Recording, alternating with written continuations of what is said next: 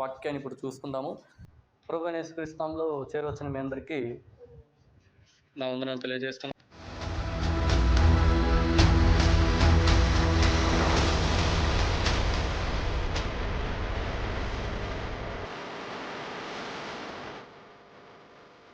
So ఈ లోకపరంగా డబ్బు గురించి కొంతమంది సర్వే చేసినారు. దేని గురించి? డబ్బు గురించి. డబ్బు అనేది ఈ లోకరీతిగా అడిగితే కొంతమంది ఏమి ఇచ్చారంటే సమాధానం సర్వే పెడతారు కదా, కొంతమంది పోయి రివ్యూ అడుగుతారు కదా, ఒక్కొక్కరు ఒపీనియన్ అడుగుతారు. డబ్బు నీకేంటి, డబ్బు నీకేంటి, డబ్బు నీకేంటి. వీళ్ళందరిని అడిగే బదులు గూగుల్ని అడగాలి. ఒకేసారి దేన్ని? గూగుల్ని అడిగితే అది నిజం చెప్తుంది. ఏది? మనుషులను అడిగితే అబద్ధం చెప్తుంది. మనుషులను అడిగేకపోకూడదు. మనం మొబైల్లో గూగుల్ ఆన్ చేసి గూగుల్ని అడగాలంతే. దాన్ని అడిగితే కరెక్ట్ సమాధానం ఇస్తుంది. ఎందుకంటే మొబైల్ ఎప్పుడు అబద్ధం అనేది చెప్పుడు. అంటే మొబైల్లో ఉంటున్న టెక్నాలజీ అనేది మనకి ఎప్పుడు అబద్ధం అనేది చెప్పుదు. అలా దాన్ని అడిగిన తర్వాత మనకు వచ్చే ఆన్సర్ ఏమంటే, డబ్బుని ప్రేమించడం వల్ల కలిగే ప్రమాదాల గురించి బైబిల్ అప్పుడే హెచ్చరించిందని మనం చూస్తున్నాం. ఎందుకంటే డబ్బును ప్రేమించి గెహేజీ ఏమైనాడు, కుష్ఠరోగాన్ని తెచ్చుకున్నాడు అనేది మనం చూసుకున్నాం. ఇది యాజ్ పర్ క్రిస్టియానిటీ పరంగా, అంటే క్రైస్తవుని పరంగా గెహేజ్ అనే వ్యక్తి ఏమైనాడు, డబ్బును ఆశించి ఆయన కుష్ఠరోగాన్ని ఆయన నాశనం అవ్వడం జరిగింది. ఈ లోకపరంగా డబ్బును ఆశిస్తే ఏమవుతుంది? ఎందుకంటే అది దురాశ. ఏది? డబ్బు అనేది దురాశ. డబ్బుని మనము ఆశిస్తే మాత్రము దురాశ అనేది మనలో ఫస్ట్ వచ్చేస్తుంది. దురాశ, విగ్రహారాధన మరియు అనేక ఇతర పాపములకు అది ఏం చేస్తుంది? దారి తీస్తుంది. ఏది? డబ్బు అనేది విగ్రహారాధనకి దారి తీస్తుంది. దురాశ నీళ్ళు ఏమవుతుంది? పుడుతుంది అని చెప్తుంది? గూగుల్ చెప్తుంది. గూగుల్లో సెర్చ్ చేస్తే ఈ థియరీ అనేది వచ్చింది. తర్వాత డబ్బు అనేది ఒక సాధనం. ఏది? సాధనం అంటే పేరు కాదు, మళ్ళీ సాధనం అంటే ఇప్పుడు బండికి పెట్రోల్ ఎందుకు పోస్తాము? బండికి పెట్రోల్ పోయిందే ముందుకు పోతుందా బండి? ఇప్పుడు ఎలక్ట్రికల్ వెహికల్ ఉంది, దానికి ఛార్జ్ అయ్యిందే ముందుకు పోతుందా? బైక్ ఇప్పుడు నేను బైక్ వేసుకొచ్చిన దాంట్లో పెట్రోల్ లేకున్నట్లయితే ముందుకు పోతుందే. అంటే దీని ఉద్దేశం ఏమంటే, ఆ బండి మనమైతే పెట్రోల్ అనేది డబ్బు ఒక సాధనంగానే వాడాలి మనం. అంటే లిమిట్లోనే వాడాలి మనం. ఇప్పుడు ఆ బండికి ఒక లిమిట్ అనేది ఉంటుంది పెట్రోల్ వేయించేది. ఫుల్ ట్యాంక్ వరకు వేస్తాం దానికి. అలా కాకున్నట్లు దాన్ని నిండిపోయే వరకు వేపిస్తే ఏమవుతుంది? అది కిందకి పూర్తిగా అదేమవుతుంది? వేస్ట్ అయిపోతుంది. ఒకనొక సమయంలో తగలబడే అవకాశం కూడా ఎక్కువ ఉంది. ఏది? ఆ బండి లిమిట్లోనే అది ఇచ్చింటారు కాబట్టి లిమిట్లోనే దానికి పెట్రోల్ వేయించి మనం ఏం చేయాలా?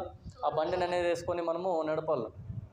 లిమిట్ దాటితే ఏమవుతుంది? బండి నాశనం అవుతుంది. మనం కూడా తోలేవాళ్ళు కూడా ఏమవుతాము? నాశనం అవుతుంది.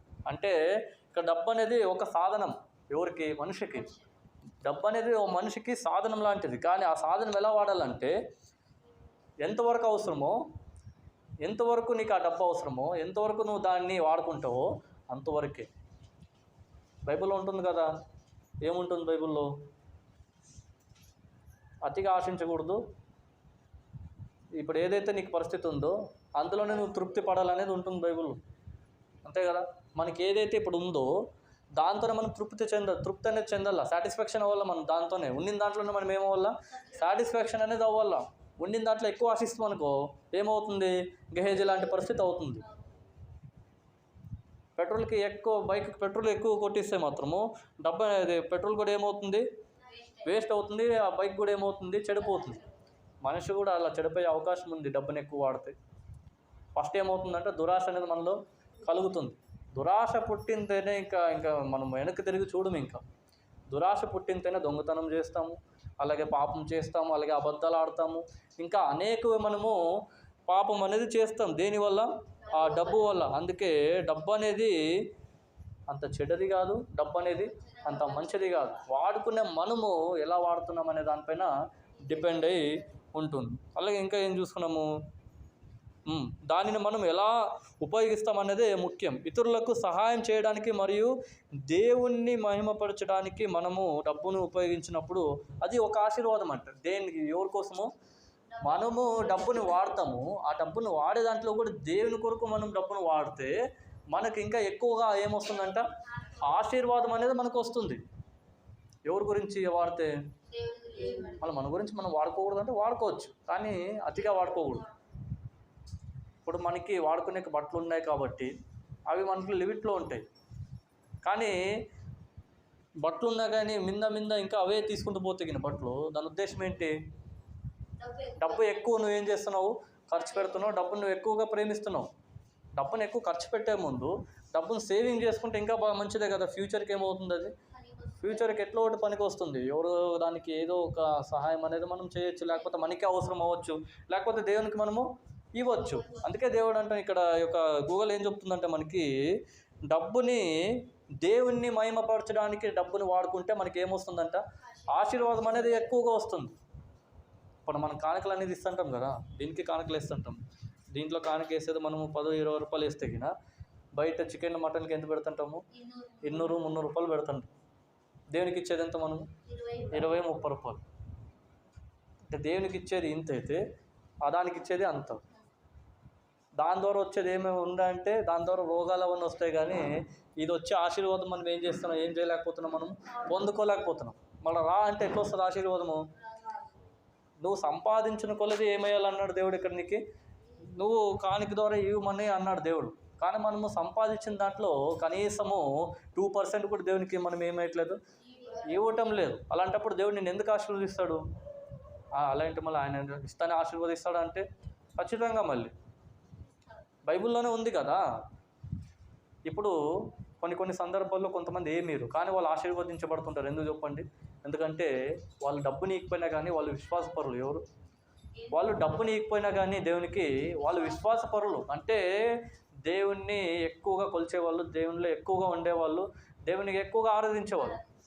లోకానికి వాళ్ళకి సంబంధం లేకుండా ఉంటారు. అలాంటి వాడు దేవుడు ఆశీర్వదిస్తూనే ఉంటాడు. కానీ అలాంటి వాళ్ళతో ఉంటే వేస్తారు, లేకపోతే లేదు. నేను చెప్పేది కూడా అదే. బలవంతమేమీ లేదు ఇక్కడ. దేవుడు బలవంతమేం చేయట్లేదు. మీరు సంపాదించిన కొలిమి మీరేం చేయమంటున్నారు? ఇవ్వచ్చు, లేకపోతే లేదు. ఇప్పుడు నేనున్నాను, నాకు జాబ్ ఏం లేదు, నేను ఇవ్వాలా? లేదు. ఒకవేళ నాకు జాబ్ ఉంటే నేనేం చేస్తాను? ఇస్తాను. నేను ఏదైతే సంపాదిస్తున్నానో దాంట్లో ఇంత అని నేను ఇచ్చిస్తాను. జాబే లేకపోతే కానీ దేవుడు నన్ను ఆశీర్వదించడా? ఇప్పుడు నాకు జాబ్ వచ్చిందనుకో సడన్లీ, ఎవరు ఆశీర్వాదం అది? అంతే కదా. మళ్ళీ అలాంటప్పుడు డబ్బుని ఇస్తేనే మనకు ఆశీర్వాదం అంటే అది తప్పు. కానీ ఇక్కడ మనకి ఏం చెప్తుందంటే డబ్బుని వాడుకుంటాం కదా మనం, ఊరినే నానాక విధంగా వాడుకుంటాం కదా. అదేలా వాడుకునే దాంట్లో దేవునికి మహిమపూర్వకంగా నువ్వు వాడితే అప్పుడు నీకు ఆశీర్వాదం వచ్చే అవకాశం ఉందని ఇక్కడ తెలియజేస్తుంది. ఏది? ఈ గూగుల్ అనేది. అంతే, నీతో తప్పు అనేది ఏం లేదు. గూగుల్ కరెక్ట్గా చెప్తుంది. డబ్బును మనము అతిగా వాడతాం. కొంతమంది వేస్ట్ చేస్తుంటారు దేన్ని? మనీని. మ్యారేజెస్ కానీ అతిగా వేస్ట్ చేస్తుంటారు. మ్యారేజ్ అనేది ముఖ్యమే, కానీ మ్యారేజ్ అనేది ఎంత సింపుల్గా చేసుకుంటే అంత మంచిది. ఇంకా ఎందుకంటే ఆడంబరాలుగా చేసుకొని అప్పులు దాంట్లో చేసి అప్పు చేసి పెళ్లి చేయమన్నారు ఎక్కడ ఉంది అది? ఇక్కడ చాలామంది అప్పు చేసి పెళ్లి చేసుకుంటున్నారు ఇప్పుడంతా. ఎందుకంటే వాళ్ళ మర్యాద కోరుకు. ఎందుకంటే రాబోయే బంధువులు చాలామంది ఉన్నారు. వాళ్ళకి మనకు సరిగా బంధువుల్ని మనము సరిగా చూసుకోలేకపోతే రాబంధుల్లాగా వాళ్ళు మమ్మల్ని ఏం చేస్తారు? పిక్కుని తింటారని ఆ భయం అనేది మనలో ఉంటుంది కాబట్టి అప్పు చేసైనా మరి ఎంత చేస్తాము? 10 లక్షలు 20 లక్షలు అప్పు చేసైనా మరి పెండ్లు అనేది చేస్తాం. లాస్ ఎవరికి? అప్పుడు వీళ్ళు పెండ్లు ఏదైతే చేసుకుంటారు కొన్ని సంవత్సరాల వరకు దాన్ని కట్టుకుంటూనే పోతుంటారు వీళ్ళ లైఫ్. ఇంక వీళ్ళు ఇంకా తృప్తిపడేది ఎప్పుడు వీళ్ళు. అందుకే మ్యారేజ్ అనేది ఇంపార్టెంట్, కానీ మ్యారేజ్ అనేది దేవునికి సింపుల్గా చేసుకుంటే దేవునికి వస్తుందంట. అందుకే లక్షలో మనం ఏమల్ల లక్షల్లోనే మనము పెళ్ళిళ్ళు చేసుకునే అవకాశం అనేది ఉండాలి. పెళ్ళిలోనే డబ్బు ఎక్కువ ఖర్చు అయ్యేది, ఇంకే విషయంలో కాదు. అలాగే కొన్ని విషయాలు కూడా వస్తాయి. ఏవి? ఇండ్ల గురించి. కానీ ఇండ్లు అనేది కొంచెం ముఖ్యమే కాబట్టి అది కూడా చేసుకోవచ్చు. అవసరం లేనిది ఏం తెలుసా? అవసరం లేనిది ఏమంటే చాలామంది ఉన్నారు వ్యక్తులు, కానీ నేను చెప్పలేదు. గెహేజీ వ్యక్తినే చూసుకున్నాను కేవలం, అంతే. కానీ ఈ లోకపరంగా గెహేజీ లాంటి వాళ్ళు కూడా చాలామంది ఉన్నారు. నాలో ఉండొచ్చు, మనలో ఉండొచ్చు, మీలో కూడా చాలామంది ఉండొచ్చు. కానీ అది మనం బయట అంత ఈజీగా పెట్టుకోలేము. ఎందుకంటే బయట పెట్టుకుంటే మనకేమవుతుంది? ఇప్పుడు డబ్బును ఆశిస్తున్నామని ఎవరైనా పై చెప్తామా మనం? ఎందుకంటే ఎందుకు మనము చెప్పుకుంటే మన మర్యాదలు పోతాయి కాబట్టి. అందుకే డబ్బుని ఎక్కువ ఆశించకూడదు. ఒకవేళ నువ్వు డబ్బును ప్రేమిస్తున్నట్లయితే దేవుని ఆశీర్వాదం కొరకు నువ్వేం చేయి? దాన్ని ఖర్చు పెట్టు. దేవుని ఆశీర్వాదం కొరకు దాన్ని ఏం చేయి? ఖర్చు పెట్టు, దాన్ని వాడు అని ఇక్కడ గూగుల్ సెలవిస్తుంది. అలాగే ఇంకోటి ఏమొస్తుందంటే ఇక్కడ, అయితే మనం దేవుడిని ప్రేమించడం కంటే డబ్బుని ఎక్కువగా ప్రేమిస్తే, ఎవరికంటే? దేవుని కంటే డబ్బుని ఎక్కువగా ప్రేమిస్తే అది శాపంగా మారుతుందంటే ఏది. ఇప్పుడు డబ్బును మనం అతిగా ప్రేమించడం అనుకోండి, అప్పుడు ఏమవుతుంది? డబ్బుని నీ తల్లి కింద ఎక్కువ ప్రేమిస్తే పర్లేదు, నీ తండ్రి కింద ఎక్కువ ప్రేమిస్తే పర్లేదు, ఇది కూడా పర్లేదు కాదు, కానీ చెప్తున్నా. కానీ దేనికంటే ఎక్కువగా నువ్వు డబ్బును ప్రేమిస్తే ఏమవుతుందంట? అది నీకు శాపంగా మారుతుంది. ఆ శాపము పాపంగా మారచ్చు. ఆ పాపం వల్ల వచ్చే జీతం ఏంటి? రావచ్చు, చెప్పలేం. సో అలాంటప్పుడు డబ్బును మనము జాగ్రత్తగా వాడాలనేది కూడా ఏం చెప్తుంది మనకి బైబిలే కాక ఈ గూగుల్ కూడా మనకి ఏం చేస్తుంది? డబ్బు గురించి హెచ్చరిస్తుంది. ఏమని? వాడండి కానీ అతిగా వాడద్దండి డబ్బు కూడా మనకి హెచ్చరించడం జరిగింది. ఇప్పుడు దీని ద్వారా ఒక విషయాన్ని నేను మీకు ఎగ్జాంపుల్ రీతిగా విషయం చెప్తాను, వినండి బాగా జాగ్రత్తగా. ఒక వ్యక్తి ఉన్నాడు, ఒక వ్యక్తి సాధారణంగా, మళ్ళీ బైబిల్లో వ్యక్తి ఎవరో కాదు, నేను ఎగ్జాంపుల్ చెప్తున్నా. ఒక వ్యక్తి ఉన్నాడు, బాగా పలుకబడిన వ్యక్తి, బాగా డబ్బు ఉండే వ్యక్తి, పెద్ద శ్రీమంతుడు. ఏం చెప్తున్నాడు అంటే జాగ్రత్తలు తీసుకుంటానని చెప్తున్నాడు. ఏ విషయంలో? డబ్బు విషయంలో. దానిని బట్టే లూకా సువార్త 12:15 ఏముంటుందంటే, లూకా సువార్త 12:15 ఏముంటుందంటే, అత్యాశకు వ్యతిరేకంగా జాగ్రత్తగా వహించండి, జీవితం సమృద్ధిగా ఆస్తులను కలిగి ఉండదు, డబ్బు అంతర్లింగనంగా చెడ్డది కానప్పటికీ దానిని అతిగా ప్రేమించడం ఆధ్యాత్మిక హానికి మరియు వక్రీకరించబడిన విలువకు దారి తీస్తుందని లూకా సువార్త 12:15 ఉంటుంది. ఏముంటుంది అక్కడ? అత్యాశకు వ్యతిరేకంగా జాగ్రత్త వహించండి అంటుంది. మనకి అన్నిటి విషయంలో అత్యాశ అనేది దేంట్లో పుడుతుంది? ఫస్ట్ డబ్బు విషయంలోనే పుడుతుంది. ఫస్ట్ ఎట్లా పుడుతుందంటే, డబ్బు అనేది మనకు ఒక్కొక్క సందర్భంలో కనపడుతుంది, కానీ ఇంకొక సందర్భంలో కనపడదు. అది ఎలా అంటారా? పక్కింటి వాళ్ళు ఫ్రిడ్జ్ కనపడుతుంది, వాళ్ళు ఏమని తెచ్చుకుంటారు అనుకో, మన ఇంట్లో ఫ్రిడ్జ్ లేదు, ఆశ పుట్టేస్తుంది. ఏమి వాళ్ళు తెచ్చుకున్నారు, మనం తెచ్చుకోలేదు, ఎట్లయినా కానీ తేవాలని ఎవరు ప్రెషర్ పెడతాం? మనము ఇంట్లో వాళ్ళని ప్రెషర్ పెడతాం, తెప్పించుకునే వరకు వదిలిపెడతాం. అంటే వాళ్ళు ఫ్రిడ్జ్ తెచ్చుకున్నారు కాబట్టి నువ్వు తెచ్చుకోలేదు, వాళ్ళ ఇంట్లో ఉంది కాబట్టి డబ్బు, వాళ్ళు తెచ్చుకున్నారు, మన ఇంట్లో లేదు కాబట్టి లేదు, అప్పు చేసినా కానీ నువ్వేంటా నాకు ఫ్రిడ్జ్ తేవాలని అంటారు. అత్యాశకి ఏమవుతుందంటే డబ్బు అనేది ఫస్ట్ అనేది దారి అనేది తీస్తుంది. అలా కాకున్నట్లు మీరు జాగ్రత్తగా చూసుకోండి మనకి గ్రంథం అనేది ఏం చేస్తుంది? సెలవిస్తుంది. మీరు అత్యాశకు మీరు వ్యతిరేకంగా మీరు ఏమైండాలంట అంటే, వ్యతిరేకం అంటే అపోజిట్ ఉండాలి మీరు. అత్యాశకి, దేనికి? అత్యాశకి కాకున్నట్ల, ఆశ పడుకోకున్నట్ల మనము జాగ్రత్తగా వహించాలని ఈ లేఖనం సెలవిస్తుంది. అలాగే జీవితం సమృద్ధిగా ఆస్తులను కలిగి ఉండదంట. ఏది? జీవితం. ఇప్పుడు మీకు ఎంత ఆస్తి ఉందంటే ఎంత చెప్తారు మనము? ఇప్పుడు మాకు ఆస్తి ఉంది, ఏది తెలుసా? ఇండ్లు ఆస్తి ఉంది, మాకు ఒక ఇండ్లు ఉంది, పర్లేదు, ఇండ్లు అనేది ఒక ఆస్తి. కానీ ఆ ఇండ్లు అనేది కూడా శాశ్వతంగా ఉంటుందంటే, సమృద్ధిగా నీకు ఆస్తిగా నీకు నిలువుతుందంటే నిలువదు. ఎందుకు నిలువదు అంటే, ఆ ఇంట్లో ఒకనొక రోజు పడిపోవచ్చు. మనం కూడా ఆస్తి, ఎవరికి తెలుసా? మనము ఆస్తి, మనము ఒక పెద్ద ఆస్తి. ఎవరికి? మన తల్లిదండ్రులకే మన పెద్ద ఆస్తి ఉన్నట్ల. చాలామంది అనుకుంటుంటారు, పిల్లలకి ఏదైనా పెద్ద ఆస్తి వాళ్ళకి ఏమని చేసి ఎక్కడి నుంచి ఏదో ఒకటి మనకి ఏదో ఒకటి అయినా కానీ పర్లేదని అనుకుంటుంటారు. ఎందుకంటే పిల్లలకి ఏదన్నా రాబోయే రోజుల్లో ఒక మంచి ఆస్తి అనేది వాళ్ళకి ఇస్తే గిన, మంచి ఆస్తి ఇస్తే గిన కొట్లాడుకొని ఏమవుతారు, వాళ్ళందరూ విడిపోతారు. అంతేగాని వాళ్ళు ఏమైనా పంచుకుంటారంటే అట్లా లేదు. ఎందుకంటే డబ్బు వీళ్ళకి ఎక్కువ ఇచ్చినాం అనుకో, ఇంకొకరికి ఏమవుతుంది? కోపం వస్తుంది. సమానంగా ఇచ్చినా కానీ ఏమవుతుంది? ఆఖరికి వీళ్ళిద్దరు కూడా అతి ఆశపడే అవకాశం ఉంది. అందుకే వ్యతిరేకంగా మీరు ఉండండి అని చెప్తుంది ఏది? ఈ గ్రంథము. మీరు వ్యతిరేకంగా ఉండండి, జీవితం సమృద్ధిగా ఆస్తులను ఏం చేయదు, కలిగి ఉండదు. ఎందుకంటే ఒకనొక రోజు మనం ఏమవుతాము? డబ్బును తీసుకొని పోలేము మనం ఎక్కడికి, డబ్బును తీసుకొని మనము పోలేము మనతో పాటు. అందుకే జీవితము సమృద్ధిగా ఆస్తిని కలిగి ఉండదు అని ఈ గ్రంథం అనేది మనకు సెలవిస్తుంది. అలాగే డబ్బు అంతర్లీనంగా చెడ్డది కానప్పటికీ, అంటే ఇక్కడ బైబిల్ ఏం సెలవిస్తుందంటే, డబ్బు అన్నిటి పరంగా చెడ్డది కాదు, కానీ డబ్బు అనేది ఎలాంటిదంటే, డబ్బు దానిని అతిగా ప్రేమించడము ఆధ్యాత్మిక హానికి మరియు వక్రీకరించబడిన విలువకి ఏం తీస్తుందంటే, అది దారి అనేది తీస్తుంది. అంటే డబ్బు అనేది నీ శరీరానికి ఎంత నాశనం అవుతుందో, నీ ఆధ్యాత్మిక జీవితానికి, అంటే నీ మనలో ఇప్పుడు ఎవరున్నారు? మన పరిశుద్ధాత్ముడు ఉన్నాడు. ఆ పరిశుద్ధాత్ముడికి కూడా హాని అనేది కలిగజేస్తుందంటే ఏది? డబ్బును ప్రేమిస్తే, దేని ప్రేమిస్తే? డబ్బును మనం ప్రేమించినట్లయితే ఆధ్యాత్మికంగా నీ జీవితంలో కూడా నువ్వు నాశనానికి గురవచ్చు అనేది ఏం సెలవిస్తుంది ఇక్కడ మనకి ఈ గ్రంథం అనేది సెలవిస్తుంది. అలాగే 1 తిమోతి 6వ అధ్యాయము 10వ వచనంలో ఏముంటుందంటే, ఎందుకనగా ధనాపేక్ష సమస్తమైన కీడులకు మూలమంట. ఏది? ధనాపేక్ష అంట. ఇక్కడ ధనం అని అనట్లేదు, ఇక్కడ ధనాపేక్ష అంటే ఏమి? ఇక్కడ ధనాపేక్ష అంటే ధనమును ఆశించేవాళ్ళు, ధనముని ప్రేమించేవాళ్ళు, డబ్బు కొరకు బ్రతికేవాళ్ళు, అలాంటి వాళ్ళకు సమస్తమైన కీడులకి, అంటే మొత్తం ప్రపంచానికి అది ఏమవుతుందంట? కీడికే మూలం అనేది దారి తీస్తుంది. ఏది? ధనాపేక్ష కలిగిన వాళ్ళు ఎవరైనా కానీ ఉన్నట్లయితే అది నీ కొరకే నాశనం అవ్వకోకున్నట్లు కాదా? అలాగే లోకమంతటి కొరకు అది ఏమవుతుందంట? సమస్తానికి అది ఏమవుతుంది? కీడుకు మూలం అవుతుంది. కీడంటే మంచిది, చెడ్డది? కీడంటే చెడుది. కీడికి మనము మూలం అవుతామా? మనకి చెడు రావాలని మనం ఎప్పుడైనా అనుకుంటామా? అనుకుంటాం. ఎట్లా? డబ్బు మనతో ఉంటే గిన, డబ్బుని ఎక్కువ ప్రేమిస్తే గిన మనకి కీడు అనేది మనకి ఆటోమేటిక్గా వస్తుంది. డబ్బుని అతిగా ప్రేమించడం కాకున్నట్లా లిమిట్గా మనము డబ్బుని మనం వాడుకుంటే మనకి కీడు అనేది రాదు. అలాగే కొందరు దానిని ఆశించి విశ్వాసం నుండి తొలగిపోయినారంట. ఆ కొందరు ఎవరో మనం చూసుకుంటుంది. ఎవరు వాళ్ళు? గిహేజ్ అనే వ్యక్తి. అంతకన్నా ముందు ఆయన విశ్వాసపరుడు. ఎవరు? దేవుని విషయంలో. కానీ డబ్బును ఆశించి విశ్వాసపరుడు ఏమైనా లాస్ట్కి అవిశ్వాసుడిగా మారిపోయి లాస్ట్కి కుష్ఠరోగం అనేది తెచ్చుకున్నాడు. ఎవరు? ఆ వ్యక్తి.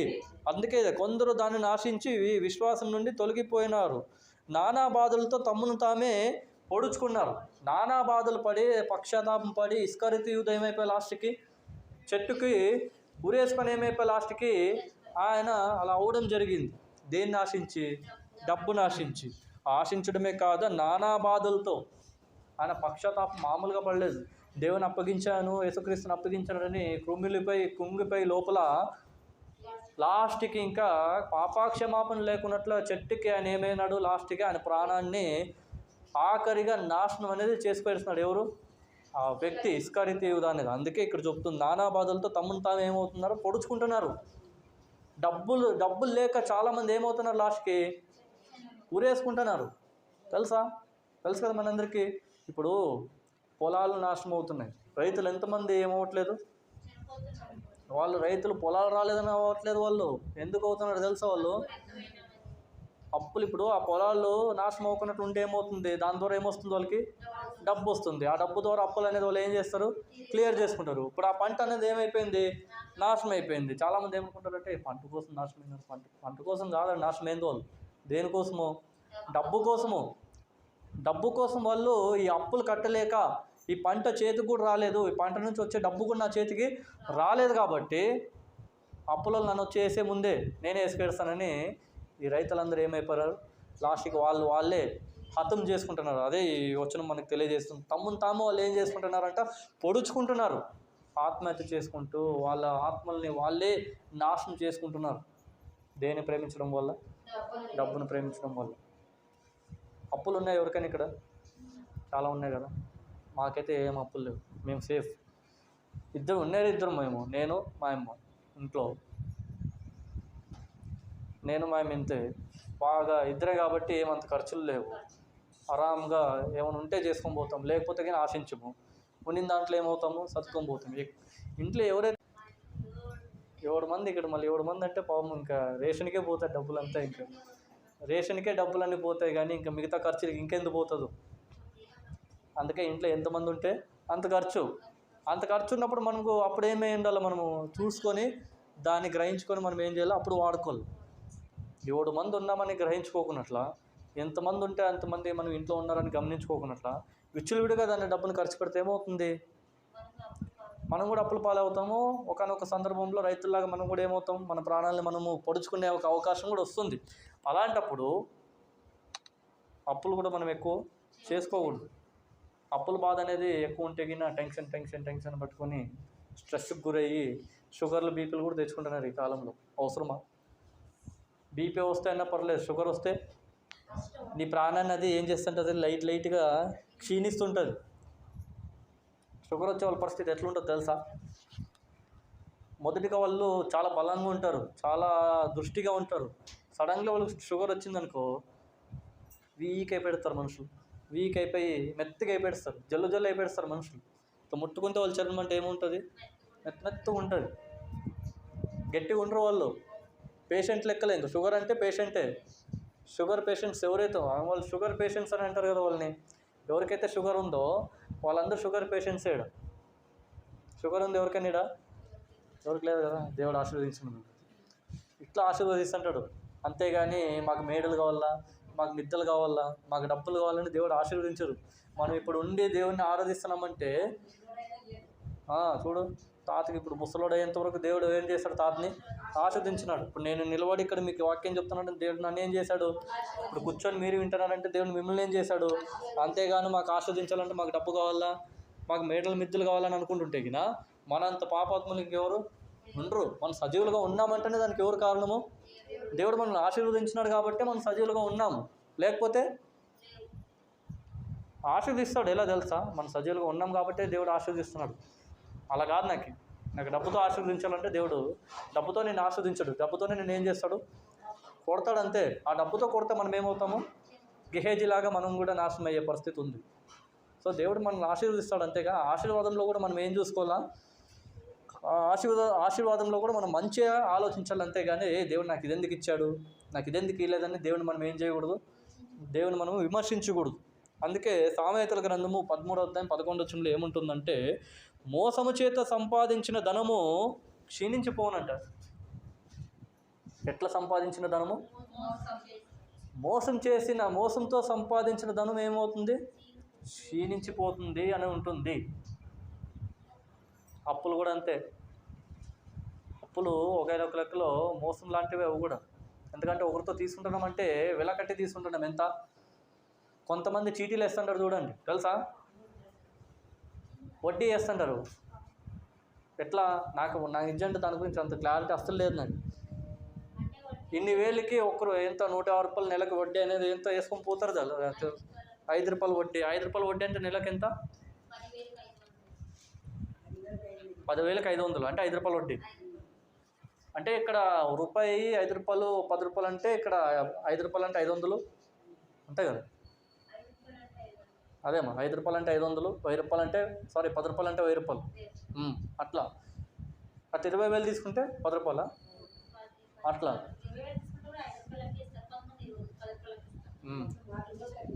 ఇక్కడ ఏమైపోయిందంటే పరిస్థితి, డబ్బుని మనం సంపాదించుకోవడానికే మనము పని అనేది చేస్తాం కదా. ఇప్పుడు చాలామంది, ఇప్పుడు నేను ఏదైనా పని చేస్తాను, బ్యాంక్లో పని చేస్తాను అనుకోండి, బ్యాంక్లో సిస్టమ్ ముందు కూర్చొని దేనికి వస్తున్నాను నేను, దేని గురించి నేను నెలపాటు కష్టపడతాను. ఏం రావాలని కష్టపడతాను నేను, డబ్బు రావాలనే కదా. ఇప్పుడు ఆ పరిస్థితి అలా లేదు. డబ్బు రీతిగా వ్యాపారం చేస్తున్నాము. ఇట్లే చీటీలు పాడుతూ, ఇంకా అప్పులు ఇస్తుకుంటూ, ఎవరికి అప్పులు ఇచ్చుకుంటూ. నువ్వు పని చేయాలంటే కష్టపడితేనే దేవుడు ఏం చేయమన్నాడు నిన్ను, నీ కష్టార్జితంతో నువ్వేం చేయమన్నాడు. నీ కష్టార్జితం అంటే నీ చెమటోడ్చి కష్టపడి దాని ద్వారా వచ్చే డబ్బు ద్వారా నువ్వేం చేయమన్నాడు దేవుడు, నేను తినమన్నాడు. కానీ మనము డబ్బుని వ్యాపారం చేస్తున్నాం. ఇది ఎంతవరకు న్యాయం మళ్ళీ? దేవుడు దీన్ని ఒప్పుడు. బైబిల్లో కూడా చాలామంది, మనమే కాదు సో డబ్బుని మనము ఎలా ప్రేమించాలంటే, అతిగా ప్రేమిస్తే దేవుడు మమ్మల్ని ఆశీర్వదిస్తాడు అంతే కదా. దేవుడు అతిగా ఆశీర్వదిస్తాడు మనల్ని. ఎలా ప్రేమిస్తే, డబ్బుని ఎక్కువగా ప్రేమిస్తే, డబ్బుని లిమిట్గా ప్రేమిస్తేనే దేవుడు మనల్ని ఆశీర్వదిస్తాడు. గెహేజీ పరిస్థితి కూడా అలాగే అయింది. గెహేజీని ఇంకా ప్రాణం తీయలేదు ఎవరికి, గెహేజీకి ప్రాణాలతో ఉంచున్నాడు. కానీ ఏమొచ్చింది, అతనికి కుష్ఠరోగం అనేది వచ్చింది. కానీ మన పరిస్థితి అలా ఉండదు, డైరెక్ట్గా మన ప్రాణం అనేది పోవచ్చు. అలాంటప్పుడు మన పరిస్థితి డబ్బు పైన ఉండకూడదు, దేనిపైన, డబ్బు పైన ఉండుకోకున్నట్లు నీ మనసు ఎవరిపైన నిఘా పెట్టమన్నాడు, దేవునిపైన. దేవునిపైన నువ్వు నిఘా పెడితే నీకేమవుతుంది, ఆశీర్వాదం అనేది దొరుకుతుంది. ఆ ఆశీర్వాదమే నువ్వు సజీవంగా ఉండడానికి కారణం. దానికి కారణం ఎవరు, డబ్బు కాదు, దానికి కారణము దేవుడు. ఎవరు, మన తండ్రి అయిన దేవుడు దానికి కారణం. అలాగే కష్టము చేసి కూర్చుకున్నవాడు తన ఆస్తిని వృద్ధి చేసుకున్నానంట. నేను చెప్తున్నా ఏమని, చెమటోడ్చి కష్టపడి రాత్రి పగులు కష్టపడి సంపాదించిన డబ్బే నీతో ఉంటుంది. ఎంతవరకు, అది కూడా నువ్వు పోయేంతవరకు. మోసం చేసి సంపాదించిన డబ్బు ఎక్కువ కాలం ఉండదు. ఎందుకంటే ఒకానొక సందర్భంలో పోలీసులు వచ్చి నిన్ను పట్టుకొని పోవచ్చు. మోసంతో చేసిన డబ్బు అస్సలు మనం ఎక్కువ రోజులు మనతో పాటు ఉంచుకోలేము. నువ్వు కష్టంతో సంపాదించిన డబ్బులు నువ్వు ఎన్ని రోజులైనా పెట్టుకో ఇంట్లో, ఖచ్చితంగా ఉంటుంది. ఎందుకంటే అది నువ్వు చెమటోడ్చి కష్టపడిన కష్టార్జితం కాబట్టి అది నీతో ఎల్లప్పుడూ ఉంటుంది, నువ్వు పోయేంత వరకు ఉంటుంది. కానీ మోసం చేత సంపాదించిన డబ్బులు నీతో ఎక్కువసేపు ఉండదు. కారణం ఏంటి? అది నువ్వు మోసంతో సంపాదించినావు కాబట్టి. ఒకానొక సందర్భంలో అది వెళ్ళిపోయే అవకాశం ఉంది. కానీ నువ్వు కష్టంతో సంపాదిస్తే ఆ డబ్బు నీతో ఖచ్చితంగా ఉంటుంది. చాలామంది అంటారు కదా, నేను నెల జీతం నేను సంపాదించి దాంట్లో ఇంత తీసి పెడతాను. ఎందుకు? సేవింగ్స్ అంటారు దాన్ని. బ్యాంకులో వేసుకోవాలి ఇంత. ఇప్పుడు నాకు 20,000 వచ్చింది అనుకోండి, ఆ 20,000లో నేను 5,000 నెల తీసుకొని పోవాలి. సంవత్సరానికి ఎంత అవుతుంది? సంవత్సరానికి దగ్గర 55,000, ఒక లక్ష లోపల వస్తుంది. అప్పుడు దేనికోటి యూజ్ అవుతుంది కదా అది. ఇది క్రమము, అంటే ఇది పద్ధతి, ఇది డబ్బు విషయంలో తీసుకోవాల్సిన జాగ్రత్తలు. ఇలా సంపాదించుకుంటే రాబోయే రోజుల్లో నీ పెండ్లికో లేకపోతే నీ ఇంకా వేరే ఒక దానికో ఆ డబ్బు అనేది ఏమవుతుంది? యూజ్ అనేది అవుతుంది. ఇలా ఉండవు. డబ్బు ఇట్లా వచ్చిందని ఇట్లా పెడుతుంది. ఇప్పుడు జీతం వచ్చింది అనుకోండి, 15,000 జీతం వచ్చింది అనుకోండి, 15,000 జీతం వచ్చిందే లేదు, 5,000 ఇట్లు, 5,000 అట్లా, 5,000 ఇట్లా అయిపోయాయి. ఒకే రోజులో 3 రోజుల్లో ఏమవుతుంది? అది ఒక రోజులో 5,000, ఇంకో రోజులో 5,000, ఇంకో రోజులో 5,000.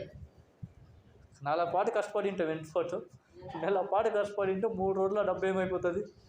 అంటే అంత పరిస్థితి మనం తెచ్చుకున్నాం. ఎట్లా అంటే ఆ డబ్బులు ఎట్లా ఖర్చు పెడుతున్నామంటే దాంట్లో 15,000 వచ్చే 10,000లోనే అప్పులు కట్టేకే సరిపోతుంది. అంతేనా? 15,000 వస్తే మనకి జీతము, దాంట్లో 10,000 అప్పులు కట్టేకే సరిపోతాయి. 5,000 ఉంటాయి. 5,000 ఏం తీసుకుంటాం మనం? ఇంటికి రేషన్కే పోతుంది 5,000. ఇక నీ బట్టకి గుడ్డకి దేనికోసం వచ్చి ఇంకా అది మళ్ళీ నెల వరకు చూడాలి. ఎంతవరకు? మళ్ళీ నెల వరకు గుడ్డలా కష్టపడితే మళ్ళీ ఆ 10,000 వస్తుంది. మళ్ళీ దాంట్లో 10,000 అనేది పోతుంది. ఇదే జీవితము. ఇదే జీవితం. కానీ ఈ జీవితంలో కూడా డబ్బుని ఎంతవరకు ప్రేమిస్తే అంతవరకే. దాంట్లో కూడా మనము ఒక క్రమాన్ని అనేది ఏర్పరచుకుంటే ఆ డబ్బు అనేది నీకు 2 సంవత్సరాల్లోనో 3 సంవత్సరాల్లోనో ఏదో ఒక రోజు ఆ డబ్బు అనేది నీకు ఏమవుతుంది? సహాయపడుతుంది. ఎప్పుడు? ఆ డబ్బుని నువ్వు సేవ్ చేసుకుంటే. నేను అదే అంటున్నాను కదా, నీ కష్టంతో సంపాదించిన డబ్బుని నువ్వు ఎప్పుడూ పోగొట్టుకోలేవు. ఎందుకంటే అది నీతో పాటునే ఉంటుంది. ఒకవేళ అది పోయినా కానీ మళ్ళీ అది నీతో పాటు రిటర్న్ అదే వస్తుంది. ఎందుకంటే దాన్ని నువ్వు ఎలా సంపాదించినావు? నీతిగా సంపాదించినావు కాబట్టి. అతిక్రమంగా సంపాదించిన డబ్బు నీతో ఎక్కువ కాలము ఉండదు. అలాంటప్పుడు ఆ డబ్బును మనం ప్రేమిస్తే మనం కూడా నాశనం అయ్యే అవకాశం ఉంది. అలాగే మత్తయి సువార్త 6వ అధ్యాయంలో మన ప్రభువైన యేసుక్రీస్తు కూడా ఆయన రాసిన లేఖనం ద్వారా మనకి తెలియజేస్తున్నారు కొన్ని విషయాలు. ఆయన ఏం సెలవిస్తున్నాడంటే మత్తయి సువార్త 6వ అధ్యాయం 19వ వచనం. మత్తయి సువార్త 6వ అధ్యాయము 19వ వచనంలో ఏముంటుందంటే, భూమి మీద మీ కొరకు ధనమును కూర్చుకొనవద్దంట. ఎక్కడ? భూమి అంటే ఇదే మన ఈ లోకంలో. మన ధనాన్ని మనం సంపాదించే ధనాన్ని నువ్వేం చేయొద్దు? కూర్చుకొనవద్దు. అతిగా సంపాదించిన ధనం మాత్రం అస్సలు కూర్చుకోవద్దు. ఎందుకంటే ఇక్కడ చిమ్మటయు తుప్పును తినవేయును దొంగలు కన్నుము వేసి దాన్ని ఏం చేస్తారంట? దొంగలింతారు. నేను అదే కదా చెప్పింది ఇంతకుముందు. ఏం చెప్తుంది నేను? మీరు కష్టపడి సంపాదించిన డబ్బు కూడా ఒకనొక రోజు ఏమవుతుంది? అది వెళ్ళిపోవచ్చు. ఎలా అంటే నీ ఇంటి మీద దొంగలు పడవచ్చు, దానికి కన్ను వేసి ఆ డబ్బుని వాళ్ళు ఏం చేయొచ్చు? తీసుకొని పోవచ్చు. అప్పుడు నువ్వు కష్టం చేసి సంపాదించిన డబ్బు ఒక క్షణంలోనే ఏమవుతుంది? మళ్ళీ వెళ్ళిపోవచ్చు. అందుకే దేవుడు ఏమిస్తున్నాడు ఇక్కడ? ప్రభువైన యేసుక్రీస్తు ఏం సెలవిస్తున్నారు అంటే, భూమి మీద మీ కొరకు ధనమును ఏం చేయొద్దంటున్నాడు ఇక్కడ? కూర్చుకొనవద్దు. అంటే ఏం చేయొద్దు? ఇప్పుడు నేను అంటున్నా కదా సేవింగ్స్ అని, దాన్ని ఎక్కువగా నువ్వు ఏం చేసుకోలేకపోవద్దు. ఎందుకంటే నువ్వు బ్యాంకులో దాన్ని ఏర్పరచుకున్నా కానీ కొంతమంది హ్యాకర్స్ దాన్ని దొంగిలించవచ్చు. అంతే కదా? కొంతమంది హ్యాకర్స్ ఉంటారు, తెలుసు కదా. వాళ్ళు హ్యాకర్స్ ఎప్పుడు సిస్టమ్ మీద కూర్చుంటారు. సిస్టమ్ మీద కూర్చొని ఏ బ్యాంకులు దొంగతనం చేయొచ్చు అక్కడ కూర్చొని దొంగతనం చేస్తుంటారు. ఎవరు? వాళ్ళందరూ. ఇప్పుడు నేను కూడా ఒక బ్యాంకులో డబ్బును కూర్చుకొని బాగా ఉంచుకున్న డబ్బు ఉంది. ఇప్పుడు నాతో 2-3 లక్షలు ఉందనుకో డబ్బు. హ్యాకర్స్ ఒక చిటుకులో దాన్ని ఏం చేస్తారు? మాయం చేసి ఇస్తారు. అంటే నేను 2-3 సంవత్సరాలు కష్టపడి సంపాదించిన డబ్బు ఒక క్షణంలో ఏమైపోయి లాస్ట్కి. అందుకే దేవుడు ఇక్కడ ఏం సెలవిస్తున్నాడు అంటే, యేసుక్రీస్తు గారు భూమి మీద మీ కొరకు ఏం చేయొద్దండి? ధనమును మీరు కూర్చుకొనవద్దు. ఇక్కడ చిమ్మటేయు తుప్పును తినవేయును దొంగలు కన్నము వేసి దొంగలిదరు అంటే దొంగతనం చేస్తారు. అందుని బట్టి నువ్వు భూమిపై